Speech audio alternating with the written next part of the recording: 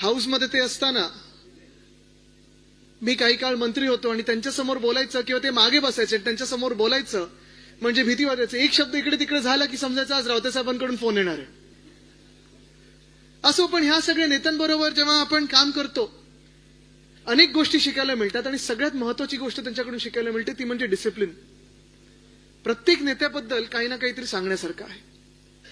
जसं मी रावते साहेबांबद्दल सांगितलं की ते जे काम करण्याची पद्धत आहे त्यांची, मला आठवतं त्यांनी एकदा कापूस दिंडी काढली होती आणि उद्धव साहेबांनी मी त्यांच्यासोबत तिथे 1-2 दिवसांसाठी गेलो होतो आणि त्यांच्या पायाला अक्षरशः रावते साहेबांच्या फोड्या आल्या होत्या, अनवाणी चालत होते. आणि शेतकऱ्यांसाठी एक मुंबईत जन्मलेला माणूस, एक मुंबईत राहणारा माणूस, पूर्ण जे काही आयुष्य त्यांनी मुंबईत काढलेलं आहे, शेतकऱ्यांसाठी काय करू शकतो, किती मन तिथे लावू शकतो, किती हृदयाने काम करू शकतो, ह्याचं ज्वलंत उदाहरण म्हणजे रावते साहेब. देसाई साहेबांबद्दल काय सांगायचं. देसाई साहेबांबद्दल अर्थात अनेक वर्ष मी पाहत आलेलो आहे. उद्धव साहेबांसोबत काम करत असताना डोळे बंद करून विश्वास टाकून की हे काम होणार, 100% होणार, अशी एक व्यक्ती म्हणजे सुभाष देसाई साहेब. खरं जर पाहिलं गेलं तर त्यांना जवळून मी पाहिलं ते डॅव्हॉसमध्ये पाहिलं. त्यांचं वय मला वाटतं त्यावेळी देखील, आता किती वय असेल तुम्हाला माहितीये का कोणाला त्यांचं वय? 40-50 20 अंदाज एवढंच येतं, तेवढंच होईल आपण वय. पण जे काय त्यांचं असेल ते तिथे आमच्या सर्वांच्या आधी उठायचे. डॅव्हॉसला मी पोहोचलो होतो, आमचं पूर्ण एक डेलिगेशन गेलो होतं. मी, देसाई साहेब आणि नितीन राऊत साहेब एकाच तिथे छोटे छोटे असं ते हॉटेलचे रूम्स असतात, तिथे आम्ही ते एका हॉटेलच्या रूम मध्ये 3 खोल्या होत्या, तिथे राहायचो. सकाळी प्राणायामचा आवाज असेल, ओम करण्याचा आवाज असेल, सकाळी 1.5-2 किलोमीटर चालून येण्याचं हे सगळं काम आमच्या सर्वांसाठी देसाई साहेब करायचे आणि मग दिवसाच्या कामाला लागायचे. आणि शेवटी देखील आम्ही ब्रीफिंग घ्यायचो ते त्यांच्याकडून, सगळे आम्ही मंत्री म्हणून एकत्र बसायचो आणि करायचो. पण हे सगळं होत असताना मला वाटतं जसं त्यांनी सांगितलं ना की उद्धव साहेबांनी त्यांना सांगितलं की देसाई साहेब आता आपल्या पदाचं काय करायचं. त्यांनी एका मिनिटात सांगितलं, मी नाही, आता दुसऱ्या नवीन तरुणांना संधी दिली पाहिजे, नवीन लोकांना संधी दिली पाहिजे. ह्याला बोलतात शिवसैनिक. आणि शिवसैनिक काय असतो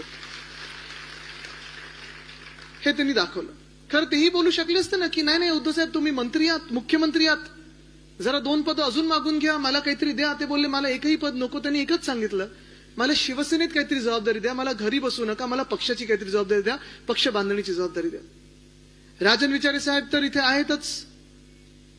तुम्ही विचार करा, अनेक लोक जेव्हा आम्हाला भेटतात, काही काही असे पण आहेत आता जे आपले समोर लढले, लोकसभेत लढले, विधानसभेत लढले, समोर येतात, रडतात, नाही साहेब खूप प्रेशर आहे, काय करायचं, घरावर प्रेशर आहे, घरी कोणी ऐकत नाही. तुम्ही विचार करा, असं जर प्रेशर बाहेरच्यांवर असेल तर विचारे साहेबांवर किती असेल, किती सतवण्याचा प्रयत्न केला असेल, तरी देखील हरले नाहीत, रडले नाहीत, लढत राहतात. त्यांचं नाव राजन विचारे. विचार करा किती लढत असते. तसंच गीते साहेब आहेत. गीते साहेब अर्थात त्यांनी आता त्यांचा पूर्ण जे काही अनुभव आहे तो सांगितला. मंत्री असताना कसं दुसऱ्या मंत्र्यांच्या अंगावर गेले. पण हे सगळे अनुभव घेऊन आपण जेव्हा पुढे निघतो, चालत असतो, तेव्हा आज जे 4 लोकांनी सांगितलं ना ते हेच होतं की पद महत्वाचं नाहीये, आपण जबाबदारी काय घेतो पक्षातली ही फार महत्वाची, आणि ते आपल्याला विचार करून पुढे निघायचं. अनेक उतार चढाव येत असतात. असंही सांगण्यात येतं की सूर्योदयाच्या आधी सगळ्यात काळोखी रात्र जी असते ती सूर्योदयाच्या आधी असते. सूर्योदय अजून आपलं होणं गरजेचं आहे, तो होणार आणि तो सूर्योदय आपण आणणार आहोत. आणि त्या सूर्योदयाकडे चालत असताना, प्रवास करत असताना आज मी खास अभिनंदन करीन ते ह्या विभागाचं करीन की आपण आज हे शिबिर भरवलेलं आहे. रमेशजी आपलं अभिनंदन तर करतोच, सुरेशजी आपलं देखील करतो, सगळ्यांचं, महिला पुरुष सगळ्यांचं करतो. पण खास करून जेव्हा आजचा दिवस आपण निवडलेला आहे तेव्हा आज दुसरी अजून एक गोष्ट आहे. काय टीव्हीवर येणार आहे? मॅच. आणि क्रिकेट बोलल्यानंतर काही ठराविक बंधूंची आठवण येते. एक विचार समोर येतो, जसं आत्ता पांड्या बंधू आहेत, हार्दिक आहे, कृणाल आहे, येऊन चौफेर बॅटिंग करून जातात, 6-4. ते आले की आपल्याला कळतं की आता स्कोर आपला 100च्या पुढे जाणार आहे. तसं ऑस्ट्रेलियामध्ये देखील 2 असे बंधू होते, स्टीव्ह व मार्क व. आणि तसंच ह्याच विभागात 2 बंधू आहेत. सुनील राऊत जी आहेत, आणि दुसरे ज्यांचं नाव सांगण्याची गरजच नाहीये.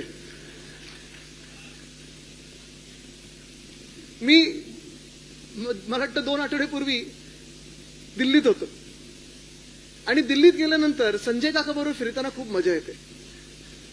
मी घरी येऊन आई बाबांना पण तेच सांगितलं की प्रधानमंत्र्यांबरोबर कदाचित जेवढी फिरायला मजा नाही येणार तेवढी संजय काकाबरोबर फिरायला मजा येते. कारण एका माणसाच्या हातात कुठचंही शासकीय पद नसताना, एका माणसाच्या हातात मंत्रीपद नसताना जी काही वट संजय काकांनी दिल्लीत बनवलेली आहे ना ती बघण्यासारखी असते. तुम्ही आवर्जून दिल्लीत जा आणि त्यांच्याबरोबर फिरा. प्रत्येक माणूस सगळीकडे. त्या दिवशी कोण आपल्या एअरपोर्टला गुरुजी असं करून तुम्हाला हे केलं. आणि नुसतं महाराष्ट्रातली लोक नाही तर देशभरातून लोक बघत असतात. त्यांचा आवाज देशात सगळीकडे जात असतो आणि ते इथे बसलेत म्हणून मी त्यांचं कौतुक करत नाही. घरी पण हेच सांगत असतो की तिथे प्रत्येक जण, तो भाजपचा जरी खासदार असेल ना, डोळा मारतो आणि सांगतो संजय काकाला, नाही संजय जी ठीक चल रहा आपका, ऐसे ही लगे रहो. प्रेसवाले असं आपण वाटतं आपल्याला कोणीतरी, अरे हा गोदी मीडियातला आहे, तो पण येऊन हळूच असा हात दाबतो, संजय जी ठीक चल रहा है, ऐसे ही चलाते रहो. ही शिवसेना उद्धव बाळासाहेब ठाकरे पक्षाची वट आहे. आज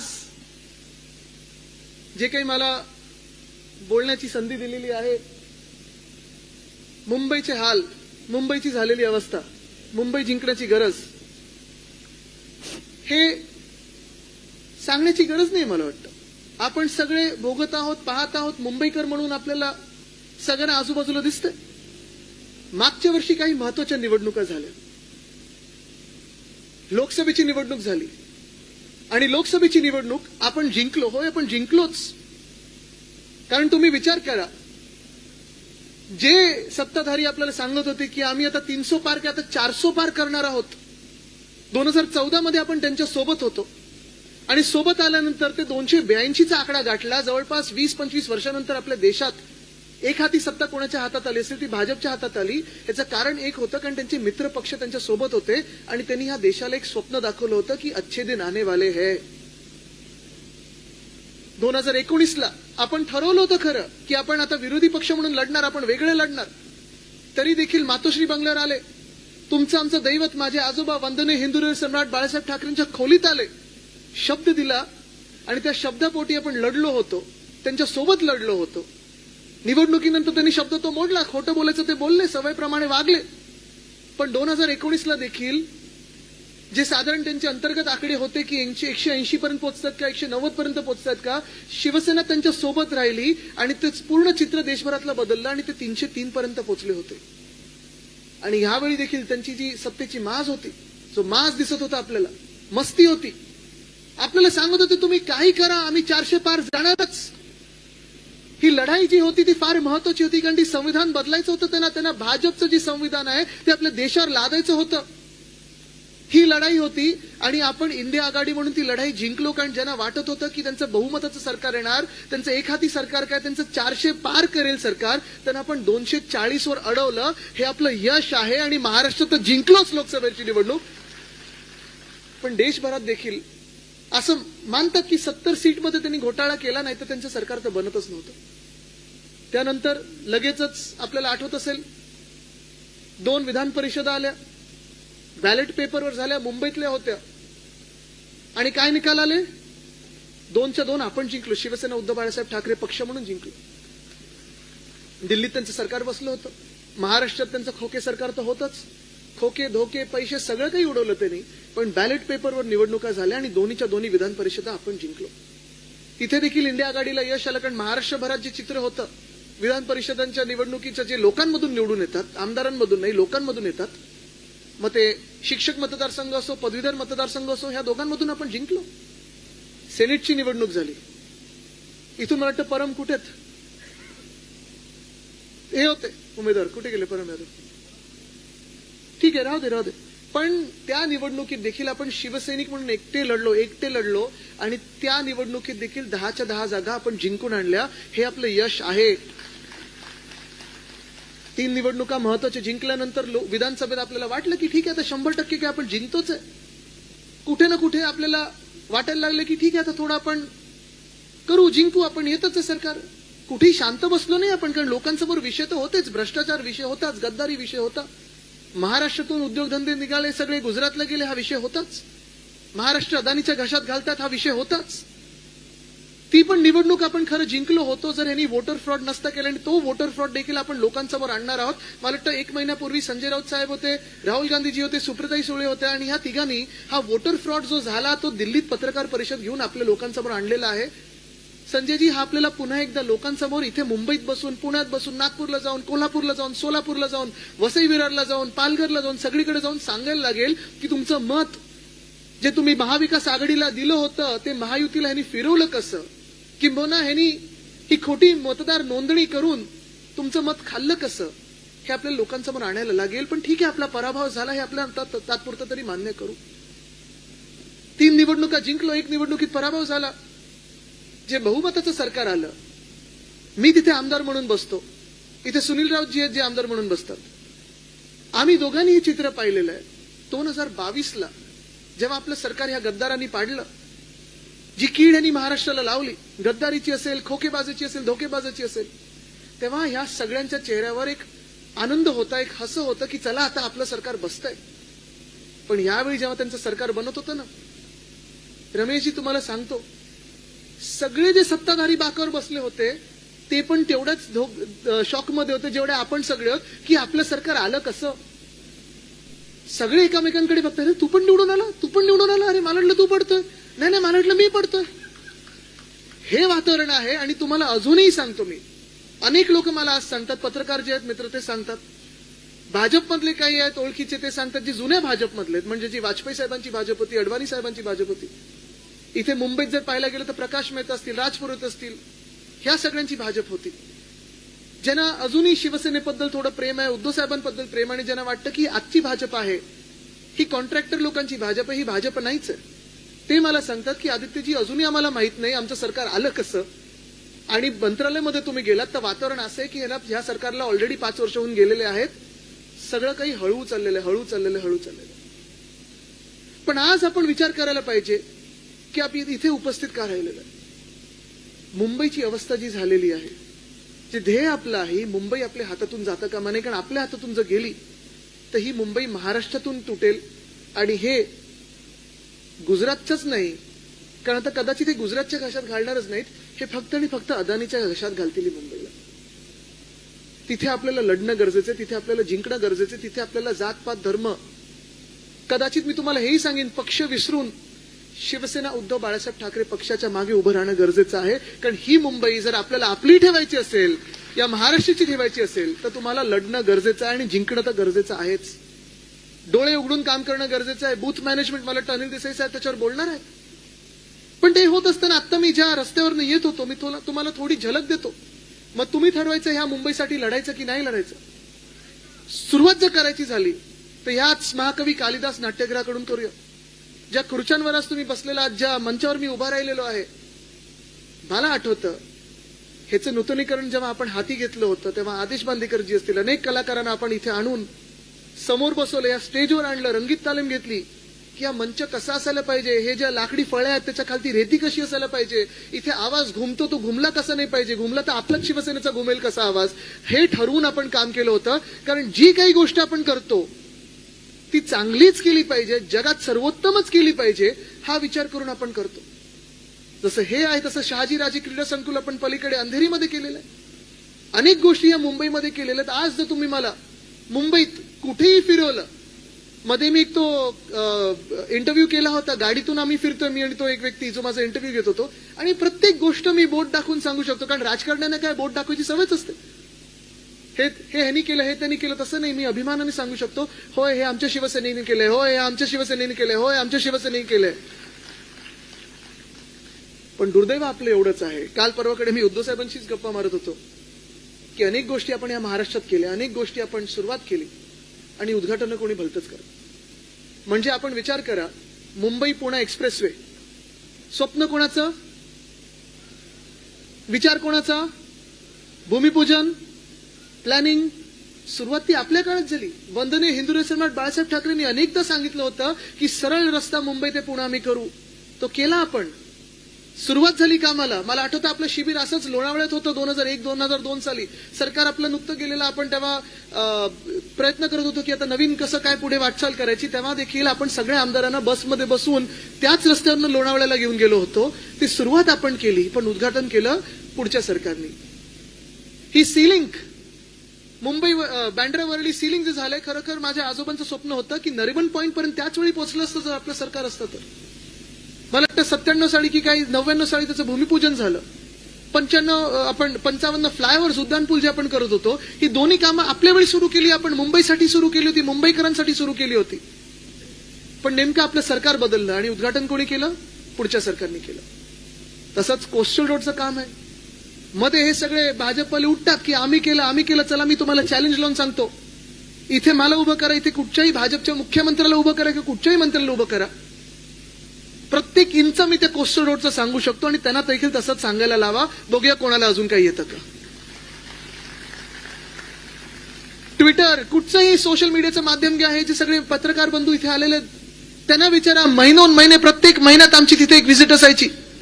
ते टनल बोरिंग मशीनचं नाव मावळा हे मी दिलं होतं, कारण जसं छत्रपती शिवाजी महाराजांच्या मावळ्यांनी सह्याद्री पोखरले होते, तसा हा मावळा आपला टनल बोरिंग मशीन मुंबईच्या खालतून गेलेला भूमिगत मार्ग जो काढलेला आहे त्या मावळ्याने काढलेला आहे. पण प्रत्येक महिन्यात तिथे व्हिजिट करायचो, प्रत्येक आठवड्यात साईट व्हिजिटचे आम्ही रिपोर्ट्स घ्यायचो, प्रत्येक दिवशी पुढे काय करायचं याच्यावर काम करायचो. MTHL, ज्याला अटल सेतू नाव ठेवलं, MTHL देखील. आणि तुम्हाला कोस्टल रोड पर्यंत वैशिष्ट्य सांगतो, 2 कोस्टल रोड झाले.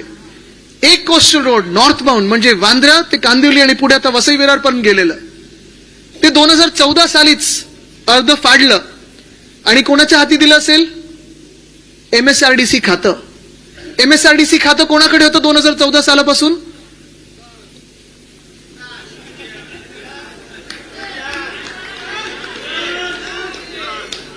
किती वर्ष झालेत आता? 11 वर्ष झाली. आत्ता पिलर लागायला लागले, 2दा कॉन्ट्रॅक्टर बदललेत, एस्केलेशन झालं, पैसे कमवले, पण एक सुद्धा गर्डर अजून लागलेला नाही. हे त्यांचं काम. आणि उद्धव साहेबांनी जे BMCच्या मार्फत हाती घेतलं काम, ते आज आपण बघतोय. जर आपलं सरकार असतं तर डिसेंबर 2023 पर्यंत पूर्ण झालं असतं कोस्टल रोड. आज मुंबईकरांना खरोखर जो मोकळा मार्ग मिळालेला आहे. मी प्रत्येक दिवशी आता विधानभवनला जाताना उद्धव साहेबांना भेटतो आणि सांगतो की तुमच्यामुळे काम झालेलं आहे. मी वांद्र्यावरनं विधानभवन जो मला 1-1.5 तास लागायचा 20 मिनिटात पोहोचतो. मुंबईकरांना मोकळा श्वास जो मिळालेला आहे ते उद्धव साहेबांच्या विजन मुळे झालेलं आहे. आणि उद्धव साहेबांनी ही विजन ही पहिल्यांदा 2012 मध्ये मांडली होती. 2014 पासून आपण याचा पाठपुरावा सुरू केला. जावडेकर साहेबांना 2-3दा मी स्वतः भेटायला गेलो, कारण त्यांनी केंद्राच्या परवानगी असतात ते उशीर केला. 17 मध्ये परवानगी मिळाली, भूमिपूजन आपण केलं होतं आणि आज काम दिसते. जर आपलं सरकार असतं तर हे डिसेंबर 2023 पर्यंत आपण कोस्टल रोड पूर्णच्या पूर्ण पुरा तयार केला असता आणि लोकांना आपण तिथे आपण नेलं असतं. गार्डन झाले असते, सायकल ट्रॅक झाले असते. अटल सेतू खरं तर हा नोव्हेंबर 2023 मध्ये व्हायला पाहिजे होता, पण तो देखील त्यांनी डिले केला. पण उद्धव साहेबांनी पहिलं गर्डर लॉन्चिंग केल्यानंतर आपण आपलं सरकार पडेपर्यंत 82% काम पूर्ण केलं होतं. तसंच वरळी शिवडी कनेक्टर आपल्या काळात जवळपास 48% काम पूर्ण झालं होतं. आता ह्यांचं सरकार 2.5 वर्षाचं होतं. आपल्या साधारणपणे 21 ते 22 मध्ये 48% काम ज्या रस्त्याचं पूर्ण होतं, ह्यांचे सरकार 2.5 वर्ष 3 वर्ष झाली, पुढचे 10% पण पुढे गेले नाहीत. ह्यांची टक्केवारी वेगळी असते, पण कामांची टक्केवारी कुठेही दिसत नाही. असं दुर्दैवी सरकार, अवकाळी सरकार आपल्या डोक्यावर बसलेलं आहे. मुंबई विरोधी सरकार बसलेलं आहे. आता ज्या ईस्टर्न फ्रीवेवरनं येत होतो मी, तुम्ही देखील ईस्टर्न फ्रीवे वापरत असाल ना रोज? गेल्या मला सांगा 1.5 वर्षामध्ये किती वेळा रिसर्फेसिंगचं काम झालं त्याच्यावर? मी मोजलेलं 3दा झालं. 3दा. कोस्टल रोडचं काम आत्ता पूर्ण झालेलं आहे, त्याच्यावर रिसर्फेसिंग पॅच सुरू झालेले आहेत. आणि अनिल देसाई साहेब, तुम्ही आज इथे आलेला आहात, लोकसभेचे तुम्ही खासदार म्हणून जेव्हा दादर माहीमधून लढत होतात, तिथे व्ह्यूइंग डेक जो आपण बनवला, तसाच आपण मलबार हिलच्या तिथे बनवला. पण हे सगळं काम आपण जे हाती घेतलं होतं, माझं दुःख एवढंच आहे, माझं पोटदुखी एवढीच आहे, जर आज आपलं सरकार असतं, गेल्या 5 वर्षात देखील आपलं सरकार असतं, तर ह्या मुंबईला आपण कुठच्या कुठे नेलं असतं.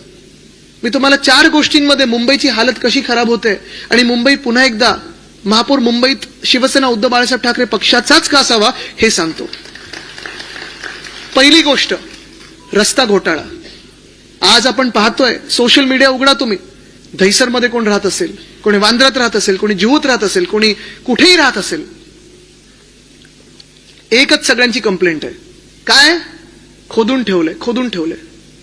मला तर वाटायला लागले आता बीएमसी काही आपल्या रस्त्यांखाली शोधताय की काय असं वाटायला लागलेलं आहे. कदाचित त्यांना पुरातन काहीतरी मिळेल तिथे. एक साम्राज्य होतं पुरातन आणि 1000-2000 वर्षापूर्वीचं काहीतरी साम्राज्य त्यांना सापडेल. पण हे कशासाठी होते, कोणासाठी होते, का म्हणून होते, ह्याचं कारण एकच आहे. 2 वर्षापूर्वी 15 जानेवारी 2023 ला मी पत्रकार परिषद घेतली होती आणि सांगितलं होतं की ह्या मुंबईमध्ये एक रस्ता घोटाळा होत आहे. प्रधानमंत्री महोदयांना मी सांगितलं होतं, विनंती केली होती की प्रधानमंत्री महोदय आपण देशाचे प्रधानमंत्री आहात, आपली बदनामी आम्हालाही चालणार नाही, आपल्या हातून चुकीच्या कामाचं भूमिपूजन व्हायला नको, आपण ह्या रस्त्याचं भूमिपूजन करू नका. तेव्हा 6080 कोटीचं टेंडर निघालं होतं. मी पत्रकार परिषद घेतली. एकनाथ शिंदे यांचे 5 मित्र मोठे कॉन्ट्रॅक्टर यांना 5 पॅकेट दिली होती. 5 भाग मुंबईचे पाडले त्यांनी, 5 पॅकेट दिली होती. प्रत्येकाला 3-3 लोकांनी टेंडर भरलं होतं. एकाला टेंडर मिळतं, दोघांनी अबव मध्ये भरायचं. 100 कोटीहून जास्ती म्हणजे जवळपास 10% त्या पूर्ण टेंडरचे अडव्हान्स मोबिलायझेशन मध्ये देणार होते. 6080 कोटीमधून अडव्हान्स मोबिलायझेशन देणार होते. आपण विचार करा किती पैसे या कॉन्ट्रॅक्टर मित्रांच्या हाती एकनाथ शिंदेंचे जाणार होते. पत्रकार परिषद मी घेतल्यानंतर मी त्यांना चॅलेंज केलं, मी मुख्यमंत्र्यांना चॅलेंज केलं. मी म्हणलं चला तुमचे सगळं खातं येऊन घेऊन बसा माझ्यासमोर, मी एकटा इथे बोलायला तुमच्यासोबत तयार आहे, मीडियासमोर बोलूया आणि मी तुम्हाला प्रूव्ह करून दाखवतो की हा घोटाळा कसा आहे. तेव्हा त्यांनी उत्तर दिलं होतं, आता खड्डेमुक्त करू, 2 वर्षात रस्ते खड्डेमुक्त करू. अरे म्हणून किती वर्ष उलटून गेलीत, 3 वर्ष उलटून गेलीत. स्वतः मुख्यमंत्री पद पण सुटलं त्यांचं. मुंबई खड्डेमुक्त झालीये का? कारण मी तुम्हाला सांगतो, मी गेले 10 वर्ष मुंबई महानगरपालिका जवळून पाहिलेली आहे. अनेक शहरांचा अभ्यास करत असतो. जर कोणी तुम्हाला आत्ताच्या जगात सांगितलं ना की 1 वर्षात मी रस्ता खड्डमुक्त करून देतो की कुठचंही शहर खड्डमुक्त करून देतो, तो खोटं बोलतोय व्यक्ती. कोणी जर सांगितलं तुम्हाला मी पूरमुक्त करून देतो कुठचंही शहर, ती व्यक्ती खोटं बोलते. तुम्ही न्यूयॉर्क बद्दल बोला, लंडन बद्दल बोला, सॅन फ्रान्सिस्को बद्दल बोला, मुंबई बद्दल बोला, शांघाय बद्दल बोला, हे काम हे सुरूच असतं. कारण मुंबई किंवा कुठच्याही शहरामध्ये जेवढी लोकसंख्या आहे, जेवढी गाड्यांची संख्या असते, जेवढं पूर्ण विकासाचं काम चालू असतं, हे सतत बदलत असतं. 2 वर्षात कुठचंही शहर खड्डेमुक्त करत नाही, पण ह्यांचा खड्डा जो भरला तो खिशांचा खड्डा भरला होता कॉन्ट्रॅक्टर्सनी, बाकी कुठचाही खड्डा मुक्त झालेला नाहीये. पण आज आपण बघा, तेव्हा मी जेव्हा आवाज उठवला तेव्हा संजय राऊत काका तुम्हाला सांगतो मी, ह्या रस्त्याचं कॉन्ट्रॅक्ट 1000 कोटींनी बीएमसीनी पुढच्या 5 दिवसात कमी केलं. म्हणजे 1000 कोटी मी एका पत्रकार परिषद घेऊन वाचवले होते. ते मुंबईकरांचे वाचवले, ते तुमचे आमचे वाचवले. कारण हे सगळे गेले असते कॉन्ट्रॅक्टरच्या हाती, हे सगळे गेले असते त्यांच्या लाडक्या कॉन्ट्रॅक्टर्सकडे. पण रस्त्यांचा घोटाळा हा त्यावेळीचा मी अजूनही चॅलेंज देतो, कारण त्यांनी सांगितलं होतं मी 2 वर्षात पूर्ण करून दाखवतो. 2023 सालात जी कामं सुरू झालेली आहेत, मुंबई महानगरपालिकेने आता उत्तर दिलेलं आहे की त्याच्यातून फक्त आणि फक्त 26% काम झालेलं आहे. किती? 26. मी त्यांना पुढे अजून चॅलेंज केलं. मी म्हणलं चला मला मोजून दाखवा, 26% पण नाही झालंय, तुमचं काम 5% झालं असेल तर मी काही हरायला तयार आहे. पण उत्तर नाही कुठे. तसंच पुढच्या वर्षी म्हणजे मागच्या वर्षी 24ला पुन्हा एकदा 6000 कोटीचं टेंडर आलं. 6000 कोटीचं टेंडर. त्या 6000 कोटीमध्ये परत एकदा असाच घोटाळा, असेच मोठे मोठे कॉन्ट्रॅक्टर. आणि काय होतं, एखादा तुम्ही विषय घेतला, भ्रष्टाचाराचा विषय घेतला की लगेच हे कॉन्ट्रॅक्टर तुम्हाला फोन करायला लागतं, तुम्हाला भेटायचा प्रयत्न करतात. मी त्या 5च्या कॉन्ट्रॅक्टरना सांगितलं मला भेटायचा प्रयत्न करू नका, मला फोन करण्याचा प्रयत्न करू नका, मी विकला जाणाऱ्यातला नाही, मी विकला जाणार नाही.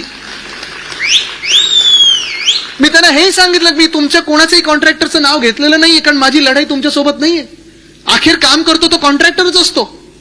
माझी लढाई ह्या भ्रष्टाचारी राजकारण्यांबरोबर आहे. माझी लढाई या भाजपा जे मुंबई लुटते त्या भाजपसोबत आहे. माझी लढाई या मिंदेंसोबत आहे जी मुंबई लुटत आहेत. पण दुसरा रस्त्याचा घोटाळा हा मागच्या वर्षीचा. आज आपण पाहतोय रिसर्फेसिंग सगळीकडे चालू आहे, सगळीकडे रस्ते खोदून ठेवलेले आहेत, अक्षरशः रस्त्यांची वाट लागलेली आहे. तुम्ही मला ह्या मुंबईत एक तरी विभाग असं दाखवा, एक तरी वॉर्ड असं दाखवा तिथे 100% रस्त्यांची कामं नीट झालेली आहेत. कुठे आहे? आहे कोणाकडे तर हात वरती करून दाखवा, मी पैसे हरायला तयार आहे. आहे कोणाकडे? नाहीये. पण तसंच हा रस्त्यांचा जसा विषय होतो तसं दुसऱ्या बाजूला सगळ्यात महत्वाचं खातं मुंबईसाठी म्हणजे आरोग्य खातं आहे. मुंबईत आपल्या मुंबई महानगरपालिकेचं जे साधारण कर्तव्य असतं, कुठच्याही महानगरपालिकेचं कर्तव्य असतं, मूळ कर्तव्य जे असतं ते म्हणजे प्रायमरी हेल्थकेअर असतं. प्रायमरी हेल्थकेअर, प्राथमिक आरोग्य केंद्र, दवाखाना ज्याला आपण बोलतो. पण कदाचित मुंबई महानगरपालिका एकमेव महानगरपालिका आहे गेल्या 25 वर्षात जी उद्धव साहेबांनी काळजीपूर्वक वाढवलेली आहे, ज्याच्यात फक्त आपण प्रायमरी हेल्थकेअरवर थांबलो नाही तर आपले चांगले हॉस्पिटल झाले. कदाचित देशभरात काय, आशिया खंडात काय, जगभरात एकमेव महानगरपालिका असेल जी स्वतःचे स्पेशालिटी हॉस्पिटल आहेत, सुपर स्पेशालिटी हॉस्पिटल आहेत, 4 आपल्या मेडिकल कॉलेजेस आहेत. पण दुर्दैव असं की हेच सगळी जी यंत्रणा आपण कोविडच्या काळात WHO म्हणजे जागतिक आरोग्य संस्थेने ज्याचं कौतुक केलं, धारावी मॉडेल म्हणून कौतुक केलं, सगळ्याचं कौतुक केलं. आपण 2017 साली जेव्हा निवडणुका जिंकलो होतो तेव्हा आपल्याकडे आपल्या हॉस्पिटलमध्ये साधारणपणे 13,764 बेड्स होते. ते वाढवून आपण कोविडच्या काळात अजून कुठपर्यंत तरी नेले होते, 15,000 पर्यंत नेले होते. आज तुम्ही दवाखान्यांची हालत बघा, आज हॉस्पिटल्सची हालत बघा. आज गेल्या 2 वर्षामध्ये हे मिंदे सरकार असेल किंवा भाजपचं सरकार असेल, गेल्या 2 वर्षामध्ये जी हालत मुंबई महानगरपालिकेचंच काय, नागपूर महानगरपालिका बघा, कुठच्याही दवाखान्यांची बघा, औषधं मिळतात का? नाही. परवाकडे आम्ही हाऊसमध्ये विषय घेतला होता, मंत्री 2 मंत्री उभे राहिले, पण मंत्र्यांना उत्तर देण्याला जमत नव्हतं. औषधं देखील खोटी येत होती. ते खेकड्या मंत्र्यांनी जो घोटाळा करून ठेवला होता ते असा भयानक घोटाळा करून ठेवला होता की औषधं खोटी आलीच तर, पण माझ्या आजोबांच्या नावाने म्हणजे आपले वंदनीय हिंदू सम्राट बाळासाहेब ठाकरेंच्या नावाने जो दवाखाना आहे उघडलेला आहे, हे आपलं स्वप्न होतं, हे आपली वचन होतं, ते त्यांनी वचनपूर्ती करण्याचा प्रयत्न केला, पण त्याच्यात पण घोटाळा केला. तुम्ही विचार करा, तिथे औषधं नाहीत, डॉक्टर बिचारे काम करतात, रेसिडेंट डॉक्टर काम करतात, नर्सेस काम करतात. अधिवेशनाच्या काळात डीनला बोलवलं जातं, डीनला 4 तास विधान भवनात बसवलं जातं. का? तर मंत्र्यांना उत्तर देता यावी म्हणून. पण त्याच डीनना जे पाठबळ ह्या खात्यांकडून मिळालं पाहिजे, नगर विकास खात्याकडून मिळालं पाहिजे, आरोग्य खात्याकडून मिळालं पाहिजे, मुंबई महानगरपालिकेकडून मिळालं पाहिजे, तुम्ही आज जाऊन त्यांना विचारा हे तुम्हाला पाठबळ मिळतंय का? आपण आंदोलनं केली, केईम मध्ये केलं, जेजेला केलं, तिकडच्या सगळ्या डॉक्टर्सने सोबत घेऊन केलं. कारण एखादा पेशंट तुमच्या समोर आल्यानंतर जर औषधच नसतील तर तुम्ही त्यांना देणार तरी काय? पण तिथे आज तुम्ही गेलात तर एक्सरे फिल्म नाहीये, MRI स्कॅनसाठी 1 महिना वेटिंगवर आहे, तुम्हाला IV फ्लुइड्स मिळत नाहीयेत. डॉक्टर आणि डीनना सांगितलं जाते की CSR मधून तुम्ही खरेदी करा, आमच्याकडे देण्यासाठी पैसे नाही आहेत. पण जे CPD सेंट्रल पर्चेस डिपार्टमेंट ज्या इथे नगरसेवक म्हणून ज्यांनी काम केलंय, तुम्हाला सांगतो मी, तुम्हाला हे माहितीच असेल, ज्या CPD सेंट्रल पर्चेस डिपार्टमेंट ज्यांनी खरोखर औषधं घ्यायला पाहिजेत, विकत घ्यायला पाहिजे, ज्यांचं कामच मुळात हे आहे की आपले सगळे दवाखाने असतील, आपले सगळे आरोग्य केंद्र असतील, आपले सगळे हॉस्पिटल्स असतील, इथे औषधाचा पाठपुरावा करून तिथे सगळा पुरावा करणं गरजेचं आहे. ते न करता, पुरवठा करणं गरजेचं आहे, ते न करता ह्या सेंट्रल पर्चेस डिपार्टमेंटला कशात लावलंय तर स्ट्रीट फर्निचरच्या घोटाळ्यात लावलंय. मिंदेंनी हे पूर्ण खातं जे आहे, ज्यांनी औषधाचा पुरवठा केला पाहिजे, विकत घेऊन पुरवठा या सगळ्या हॉस्पिटलनं केलं पाहिजे, तेच खातं वापरलं तर स्ट्रीट फर्निचरसाठी. जो घोटाळा मी केस टाकली आहे लोकायुक्त मध्ये आहे, तिथे लढत आहे, मी एकटा लढत आहे, कारण माझ्या मुंबईचा पैसा मी वाया जाऊ देणार नाही. पण स्ट्रीट फर्निचरचा घोटाळा, असा भयानक घोटाळा, 10,000 कुंड्या विकत घेतात झाडांच्या, पण झाडं कुठची लावणार त्याच्यात त्यांना माहितीच नाहीये. 30,000 बेंच घेणार आहेत, लावणार कुठे कोणालाच माहिती नाहीये. तसाच सॅनिटरी पॅड वेंडिंग मशीनचा घोटाळा, की वेंडिंग मशीन घेणार पण सॅनिटरी पॅड त्याच्यात कुठचे लागणार हे आम्हाला माहितीच नाहीये. एवढं निर्लज्जपणे हा सगळा कारभार चाललेला आहे. आरोग्य खातं आपण पाहतोय भयानकपणे कोसळलेलं आहे. आणि आजच मी पाहतोय ना, सगळ्या मुंबईमध्ये तुम्ही पाहा ना, प्रत्येकाला आज सर्दी खोकला ताप आहे ना, पोट बिघडलेलं आहे, कोणातरी सर्दी झालेली आहे, अलर्जीनी, धूळ कुठेतरी आहे. वातावरण बघा तुम्ही, हवामान बघा, उत्तर द्यायला आज मुंबईमध्ये कोणी आहे का? कोणी नाहीये. आज राज्य सरकार म्हणून असेल, महानगरपालिका तर हे 3 वर्ष घेतलीच नाही आणि हिंमतच नाही. आणि माझ्या कानावर जे ऐकू येतंय त्यांना मेच्या शेवटाला आहे ना निवडणुका घ्यायच्यात, कारण यांचं कॅल्क्युलेशन असं आहे भाजपचं की मे मध्ये आपला कोकणी माणूस जातो गावात, कोल्हापूरचे जातात गावात, महाराष्ट्रातले आपल्या गावी गेल्यानंतर मुंबई जिंकण्याचा एकमेव त्यांचा कार्यक्रम हाच आहे की मेच्या शेवटाला निवडणुका घ्यायच्या. तयार आहात का लढायला की गावी जाणार?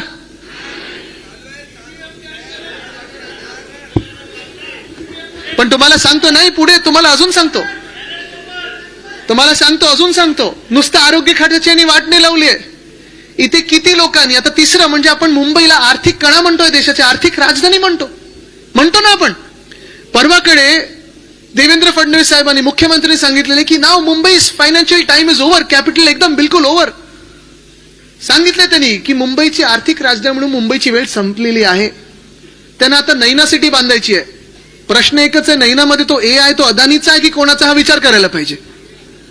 कारण ते त्यांच्या एअरपोर्टच्या बाजूलाच आहे. खरं तर त्या एअरपोर्टचं नाव श्री दिबा पाटील विमानतळ, आंतरराष्ट्रीय विमानतळ देण्याची आपण मागणी केली होती. आपला ठराव आहे, पण अजूनही केंद्र सरकारने तो ठराव मान्य केलेला नाहीये. कदाचित ते शेवटी देतील अदानी एअरपोर्ट म्हणून नाव. करू द्यायचं नाही आपण तर आहोतच इथे लढायला.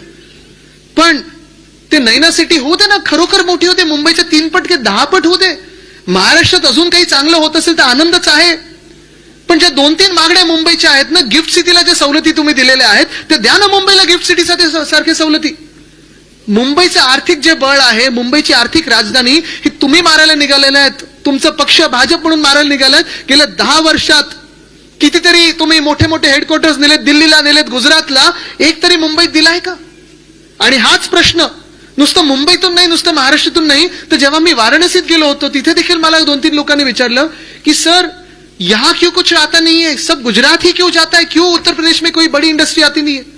झारखंड मध्ये मला विचारलं, एका तिथे IAS साठी तो मुलगा शिकत होता, त्यांनी मला विचारलं, UPSC साठी तो बसत होता एक्झाम साठी, त्यांनी मला विचारलं आदित्य जी ऐसा क्यों होता है कि हमें शायद मध्य प्रदेश हो, महाराष्ट्र हो, बिहार हो, उत्तर प्रदेश हो, यहाँ कोई बड़े हेडक्वार्टर्स भेजे नहीं जाते, सब भेजा जाता है वो तो एक दिल्ली भेजा जाता है, नहीं तो गुजरात भेजा जाता है, ऐसे क्यों होता है. आणि मी त्यांना एकच उत्तर दिलं, ह्याचं कारण एकच आहे, जे वरती बसलेले आहेत त्यांच्यासाठी 2च राज्य महत्वाची, एक स्वतःकडे ठेवा नाकाखालती किंवा नंतर गुजरातमध्ये पाठवा. पण ज्या गिफ्ट सिटी, ज्या सवलती आहेत, जर तुम्ही मुंबईला दिली ना, मुंबई अजूनही काय नुसतं महाराष्ट्रात काही, नुसतं देशात काही, जगात पुन्हा एकदा आर्थिक राजधानी बनू शकेल अशी ताकद माझ्या मुंबईत आहे. पण मुंबई मारण्याचा जो प्रयत्न आहे तो असा करत आहेत, हे असं काही करत आहेत, तुम्हाला सांगतो. एक तर सगळे जे काही ऑफिस आहेत ते हलवत आहेत. दररोज आपल्या मुंबईच्या रेल्वेमधून 60 लाख लोक प्रवास करतात, 60 लाख लोक. त्यांच्यासाठी सोयी सुविधा काही वाढवलेल्या आहेत का? तर नाही. जे रेल्वे आपण पाहतो, रेल्वे मंत्री ते हल्ली रील मंत्री म्हणून जास्ती फेमस झालेले आहेत. रील बनवतात, सगळीकडे बोलत असतात, भाषणं देतात, पण रेल्वेमध्ये काही सुधारणा होत नाहीत. तसंच मुंबईचा सगळ्यात मोठा कळा, मुंबईची लाईफलाईन, जी खरीखुरी लाईफलाईन असेल ती म्हणजे आपली BST बस आहे. किती लोकांनी BST मध्ये इथे प्रवास केला, जरा हात वरती करा. केलाय ना सगळ्यांनी? आता तुम्ही मला सांगा, गेल्या 5 वर्षामध्ये BSTचे भाव काय तो? 5 किलोमीटर जायचं असेल तर किती रुपयात जाऊ शकता तुम्ही? 10 किलोमीटर जायचं असेल तर किती रुपयात जाऊ शकता तुम्ही? 15 किलोमीटर जायचं असेल तर किती रुपयात जाऊ शकता तुम्ही? आणि जर तुम्हाला 15 किलोमीटरहून अधिक कुठून कुठे जायचं असेल तर किती रुपयात जाऊ शकता तुम्ही? 20. जगात मी तुम्हाला आज चॅलेंज देतोय, आज जगात कुठेही जा तुम्ही, असे भाव जर तुम्हाला कुठेही मिळाले अशा सेवेसाठी, AC बससाठी, तर मी काही हरायला तयार आहे. 2022 साली मी जेव्हा 2021 साली नोव्हेंबरमध्ये टॉप 26 ला गेलो होतो, इंग्लंड मधल्या एका महापौरांसोबत बसलो होतो. आणि ते मला एकदम खुशीखुशीत सांगत होते की आमच्याकडची बस सेवा अशी आणि तशी आणि अमुक आहे तमुक आहे. त्यानं विचारलं कोण चालवतं? नाही, आमच्याकडे प्रायव्हेट आहे सगळं. मला अच्छा चांगलं आहे. वेळेवर येते का? हो हो वेळेवर येते. मला भाव काय? 5 पाऊंडहून किती कुठे पुढे जाऊ शकता तुम्ही? 5 पाऊंड म्हणजे 500 रुपये. मी त्यांना सांगितलं आमच्याकडे 5 रुपये आहे. आणि त्यांचा जबडा असा खालती पडला. असो, पण ही अभिमानाची गोष्ट आहे की ह्याच BST बसमधून माझा मुंबईतला प्रत्येक व्यक्ती, महिला पुरुष, सुरक्षित एका ठिकाणून दुसऱ्या ठिकाणी जाऊ शकतात. ह्याच BST मधून 5 रुपयात असेल, 10 रुपयात असेल, 15 रुपयात असेल, 20 रुपयात असेल, जे काही अंतर आपल्याला पार पाडायचं आहे ते आपण पाडू शकतो. आणि ह्याच BST साठी आपलं सरकार असताना आपण ग्रॅच्युटीसाठी असेल, पेन्शनसाठी असेल, फंड जो उभा करून दिला तो आपलं सरकार असताना करून दिला. त्याच्या आधी कोणी नाही केला, नंतरही कोणी नाही केला. या सगळ्यांचे जे डोळे लागलेत ना, या मंत्र्यांचे डोळे जे लागलेले आहेत आणि जे नजर लावायचा प्रयत्न करतात ते आपल्या BSTच्या बस डेपोवर लावायचा प्रयत्न करतात की आता बस डेपो पण बिल्डरांना विकतो कसं आणि पैसे काढतो कसं, एवढंच त्यांचं लक्ष आहे. BSTवर कोणाचंही लक्ष नाही. हे BST मुद्दामून मारण्याचा प्रयत्न करतात की मुंबईकर प्रवासातच मुंबईकरांचे हाल झाले. एका ठिकाणून दुसरीकडे मुंबईत जसं सायन्स आता पूल पाडलेला आहे, आता एल्फिन्स्टनचा पाडतात, आता टिळक ब्रिज पाडायचंय. ट्रॅफिकमध्ये मुंबईकर अडकला आणि मुंबईकर कामावर जायला कंटाळायला लागला तर मुंबईकर कामावर जाणारच नाही. ऑफिस बंद पडतील आणि ऑफिसातून हलतील, दुसरीकडे जातील. हा यांचा डाव आहे.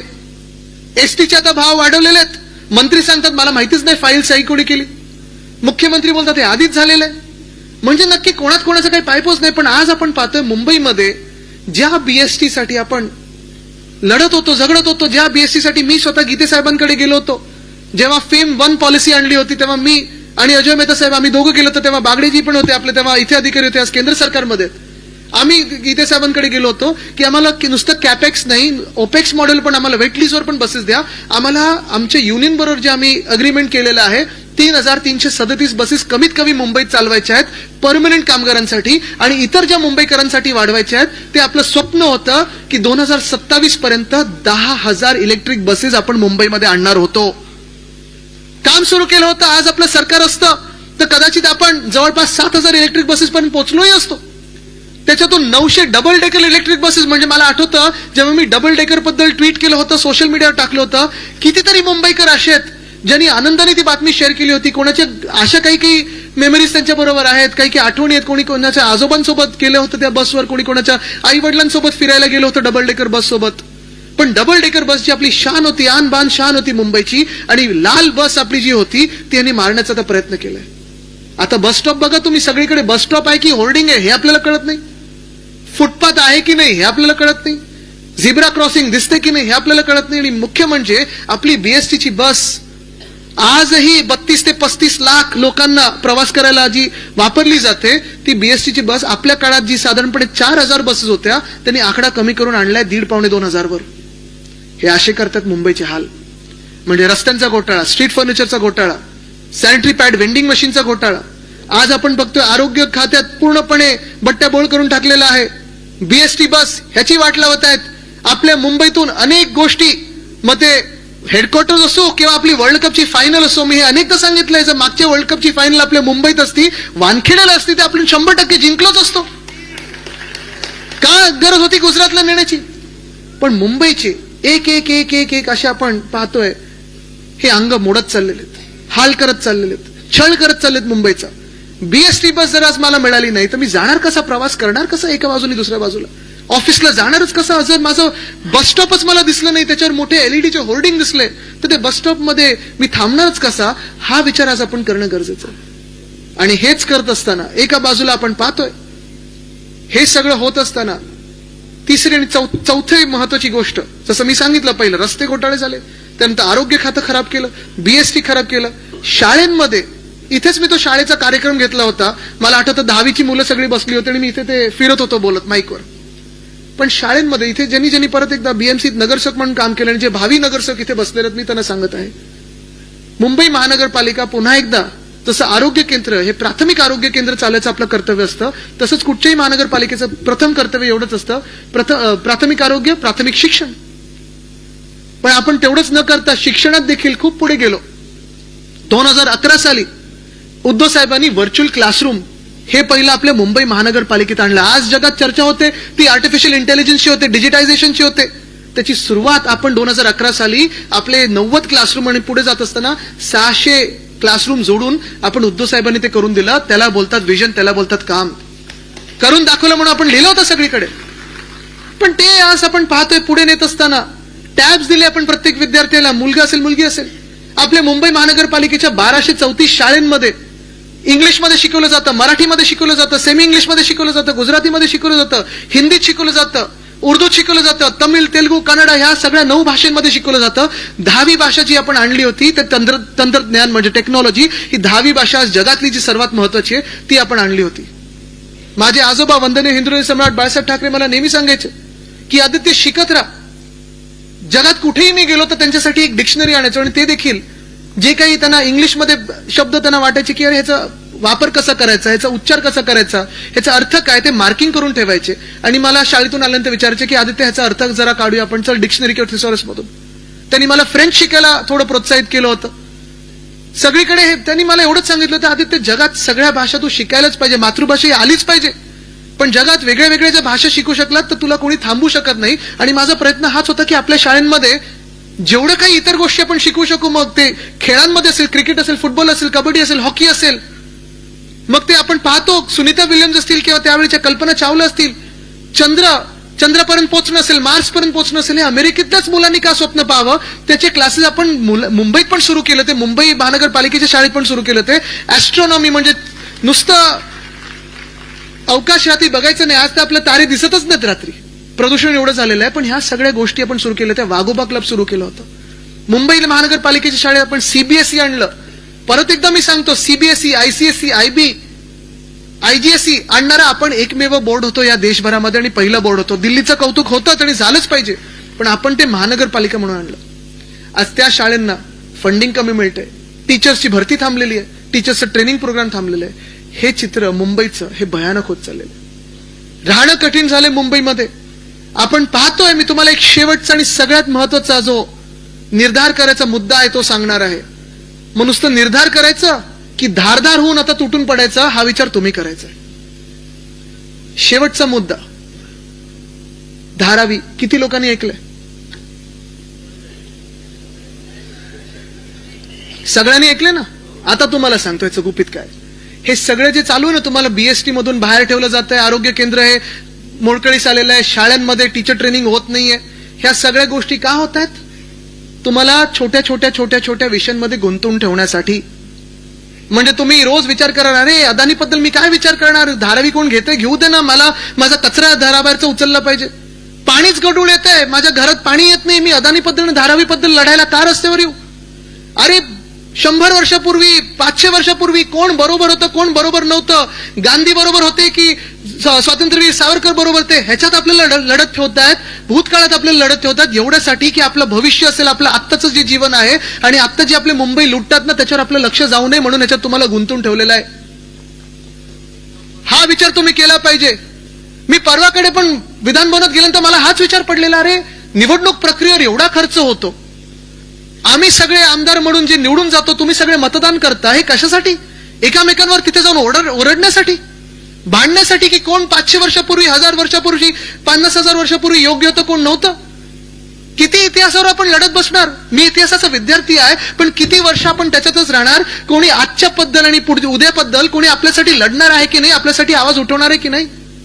एका बाजूला आपल्याला भूतकाळात लढवतात, एका बाजूला आपल्या इतिहासात रमवतात, आणि दुसऱ्या बाजूला आपली मुंबईची लुटतायत ना, ती ह्या माध्यमातून लुटतायत की आज जो धारावीतला घोटाळा होतो तो कदाचित जगाच्या पाठीवर सर्वात मोठा होणारा घोटाळा आहे. धारावीची जमीन ही आमच्या शेजारची जमीन आहे. कदाचित तुम्ही पण येता जाताना पाहत असाल, मातोश्रीवर येताना धारावीतूनच यायला लागतं. धारावी जमीन ही साधारणपणे 300 एकर आहे. 300 एकर. धारावीचा पुनर्विकास व्हायलाच पाहिजे, ह्याचे मत आपलं पण आहे. आपल्या सरकारमध्ये पण कदाचित हे टेंडर निघालं असतं. पण धारावीच्या पुनर्विकासासाठी 300 एकर आणि त्याच्या बाजूचे 240 एकर असे साधारणपणे 540 एकरचा भूखंड हा अदानीला दिला गेलाय. टेंडरच्या माध्यमातून दिला. काही कदाचित चुकीचं असेल नसेल ही एक वेगळी गोष्ट झाली. पुनर्विकासासाठी कदाचित आपलं सरकार पण असतं, त्यावेळी कदाचित अदानी जिंकू शकले असते, कोणी जिंकू शकले असते. पण ह्याच्या पुढचं जे आहे ना, हे भीतीदायक आहे. हे तुम्ही लक्षात घ्या आणि मग ठरवा. निर्धारच करून बसायचे की धारदारून रस्त्यावर उतरायचं नाही. आत्ता जर तुम्हाला एवढी चिड असेल तर पुढचं तुम्हाला सांगतोय. ह्या धारावीच्या टेंडरमध्ये, कारण आपण काय आरोप करत होतो, ज्या काही थोडीफार माहिती होती त्याच्यावर आपण बोलत होतो. मी एक रात्र 2 ते 4 रात्री बसलो होतो आणि ते टेंडर पूर्ण वाचून काढलं. माझी एक सवय, घाणेरडी सवय, की मी हायलायटर घेऊन बसतो. माझ्या वडिलांची ती सवय, आजोबांची ती सवय, की आपल्याला जर काही आवडलं किंवा आपल्याला वाटलं की अरे चल विचार करायला पाहिजे, तर हायलायटर घेऊन बसतो. मला वाटलं आता हे पूर्णच टेंडर डॉक्युमेंट हायलायटर मध्ये बुडवून काढू की काय. कारण अदानीला जी जागा मिळालेली आहे ती 540 एकर मिळाली. रेल्वेची जागा मिळाली आहे, तीही लीजवर मिळालेली आहे. खरं तर तुम्ही पूर्णच्या पूर्ण 300 एकरचा पुनर्विकास तिकडेच करू शकता. पण ह्या टेंडरमध्ये अशा काही भयानक गोष्टी आहेत की हे 540 एकर फुकटात तर मिळालेच आहेत अदानीला. सगळा काही विकास तिथे होऊ शकतो, पण तिथे करायचं नाही ते ना, तिथे ती जागा सोडून मुंबईत अधिकचे 540 एकर मुंबईभरात त्यांना आत्ता तरी दिलेले आहेत. म्हणजे धारावी गिळलं, धारावीतली रेल्वेची जमीन गिळली, त्याच्या बाहेर कुर्ल्यातली मदर डेअरीची जमीन गिळली, मुलुंडची जमीन गिळली, कांजूरमार्गची जमीन गिळली, परत अजून कुठेतरी पश्चिम उपनगरात त्यांना जमिनी पाहिजेत. आपले जे सॉल्ट पॅन आतापर्यंत नॉन डेव्हलपमेंट झोन होते, मुंबईच्या पर्यावरणासाठी महत्वाचे आहेत. आणि जिथे आता मी येतो तो कांजूरमार्गला 102 एकरचा जो प्लॉट आपण मेट्रो 4 आणि 14 साठी घेत होतो, 10,000 कोटी जनतेचे वाचवत होतो, तो यांनी खोटं दाखवलं होतं. सॉल्ट पॅन आहे, आता बोलतात सॉल्ट पॅन नाही, तिथे पण अदानीलाच यांना जागा द्यायची. हे कशासाठी होते, कोणासाठी होते? मुंबईचे 1080 एकर हे कोणाच्या घशात टाकले जातात आणि का टाकले जातात हे तुम्ही मला सांगा. तुम्ही सगळे मुंबईकर आहात ना? खरे मुंबईकर आहात ना, की खोटे आणून बसवलेत ऍक्टर? खरे आहेत ना? आता तुम्ही मला सांगा, किती वर्ष तुम्ही मुंबईत राहता हो? जन्मापासून राहताय. तुम्हाला मुंबईत 1 इंच जागा फुकटात मिळू शकते का? मिळू शकते का? चला आत्ता जाऊन मंत्रालयात एक दाखला द्या की मला मी मुंबईकर आहे, इथेच माझा जन्म झाला, इथेच मी वयाचे 40 वर्षापर्यंत राहिलेलो आहे, मला 1 फूट जागा फुकटात द्या. मिळेल तुम्हाला जागा? मग जर तुम्हाला जागा मिळत नसेल तर त्या अदानीला 1080 एकर का माझ्या मुंबईचे द्यावे, हाच प्रश्न मी तुम्हाला इथे विचारायला आलेलो आहे. फुकटात जागा कशाला द्यायला पाहिजे? बरं, पुनर्विकास होणार असेल ना तर 100% पुनर्विकास करा, काही कोणाला प्रॉब्लेम नाहीये. पण पुनर्विकास होत असताना त्याच धारावीमधून जे वर्षानुवर्ष तिथे मेहनत करत आले, बरं धारावी काही फक्त धारावी आणि झोपडपट्टी नाहीये, त्या 300 एकर धारावीमध्ये झोपडपट्टी आहेच, तिथे आपला कोळीवाडा आहे, तो देखील स्थलांतरित करणार आहेत. धारावीतला कोळीवाडा स्थलांतरित करणार, धारावीतले अनेक महिला बचत गट आहेत ते स्थलांतरित होणार. धारावीत जवळपास 1 ते 1.5 लाख परिवारांना हे अपात्र ठरवणार आणि यांना मुंबईच्या बाहेर काय सगळीकडे कुठे पाठवणार यांना माहित नाही. पण भयानक गोष्ट ही आहे की हे आता एक धारावी आहे ते 20 धारावी होणार. असं नाही की मुलुंडकरांना धारावीकर त्यांच्या सोबत नको आहेत, असं नाही की कांजूरमार्ग मधल्या लोकांना धारावीकर त्यांचे शेजारी म्हणून नको आहेत. पण प्लॅन करत असताना, विचार करत असताना हे नक्की कसं होणार, काय होणार, तर ह्यांनी असं केलंय संजय राऊत साहेब आणि अनिल देसाई साहेब, आपण तर लढतच आहात तिथे. 1.5 लाख परिवार धारावीतले अपात्र ठरवणार. धारावीकरांना किती स्क्वेअर फूटची घरं मिळणार, तर एवढं सगळं करून 305 स्क्वेअर फुटाची घरं मिळणार. अनेक लोक तिथून घराबाहेर होणार, बेघर होणार. त्यांना कुठे बसवणार, तर कांजूरमार्गमध्ये बसवणार, मुलुंडमध्ये बसवणार, गोरेगावमध्ये बसवणार, घाटकोपरमध्ये बसवणार, कदाचित उद्या कोल्हापूरात बसवतील, वरळीत बसवतील, कुठेही बसवतील. ह्यांना व्यवसायाचं काय साधन काही नाही, पैसे कमवायचं साधन काही नाही, नोकरीपासून दूर पाठवलेलं आहे. जे मायक्रो इंडस्ट्रीज आहेत ते बंद झालेले आहेत.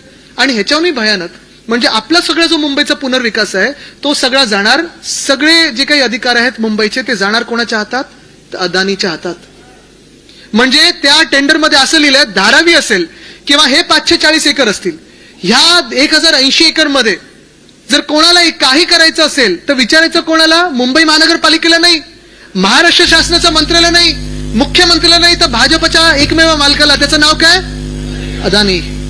जर तुम्हाला तुमची इमारत बांधायची असेल आणि तुम्हाला टीडीआर घ्यायचा असेल, पहिला 50% टीडीआर हा कोणाकडून घ्यायला लागेल? अदानी. जर तुम्हाला ह्या मुंबईमध्ये किंवा त्या पूर्ण धारावीच्या एरियामध्ये घर घ्यायचं असेल तर पैसे जाणार कोणाला? अदानी. आणि जर अदानीला वाटलं त्या 1080 एकर मध्ये मला इथून आता विमानतळ बांधायचं किंवा काही बांधायचंय, त्यांनी परवानगीसाठी काही पत्र टाकलं, ते परवानगी जर राज्य शासन असेल, केंद्र शासन असेल, कोणी सांगितलं आम्ही देणार नाही, तरी अदानी समूहाला वाटलं की आम्हाला करायचं तर ते करू शकतात. म्हणजे तुम्ही विचार करा, मुंबई कोणाची, तुमची की अदानीची? 1080 एकर मुंबईचे फुकटात हप्ता देतात. त्या 1080 एकर मधून 1 लाख कोटी काय 2 लाख कोटी कमवतील. माझं कमवण्यासाठी काही अडचण नाही, या श्रीमंत व्हा, जगातले सर्वात श्रीमंत व्हा, पण माझ्या मुंबईला मी लुटू देणार नाही. हा निर्धार आपल्याला आज करायचा आहे. आणि जेव्हा मी बोलतो माझी मुंबई, कदाचित जगात एकमेव शहर असेल की इथे प्रत्येक व्यक्ती बोलू शकेल की माझी व्यक्ती, कारण मुंबई हे आपलं नातं असंच आहे. मुंबा देवी, देवीवरनं नाव पडलेलं शहर आहे. या मुंबा देवीच्या ताकदीने तुम्ही या मुंबईसाठी लढणार आहात की नाही, हा सवाल आज मी तुम्हाला करायला आलेलो आहे.